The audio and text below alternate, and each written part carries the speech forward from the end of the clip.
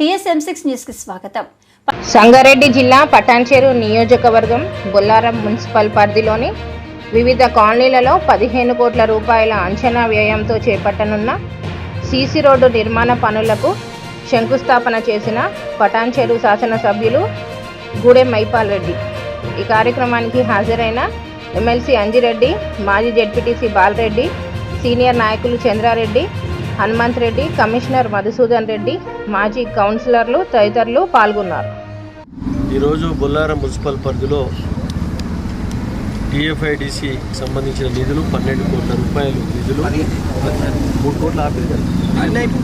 15 కోట్ల రూపాయల తోటి ఈరోజు డ్రైన్స్, రోడ్స్ అన్ని గిట ఇనాగ్రేషన్ చేయడం జరిగింది. ఏది ఏమైనా సరే బొల్లారం అంటే పటాన్చెరు అంటేనే ఒక మినీ ఇండియా, మినీ భారతదేశం.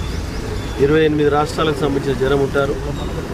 వారి పిల్లల చదువుల విషయంలో కానీ, వారి ఉద్యోగాల విషయంలో కానీ, వారు ఉన్న ఖాళీల విషయంలో, మౌలిక వసతుల విషయంలో కానీ ఎక్కడ కాంప్రమైజ్ కాకుండా కరెంటు, డ్రైనేజు, వాటరు ఇవన్నీ కూడా మనం ఇవన్నీ సమకూర్చి తప్పకుండా వాళ్ళకు అన్నీ ముందు పోతామని తెలియజేస్తూ ఉన్నాం. ఎందుకంటే ఇది ఒకటే కాదు, బొల్లారము 3 మున్సిపాలిటీలు మన దగ్గర పెద్ద నియోజకవర్గం పటాన్చెరు.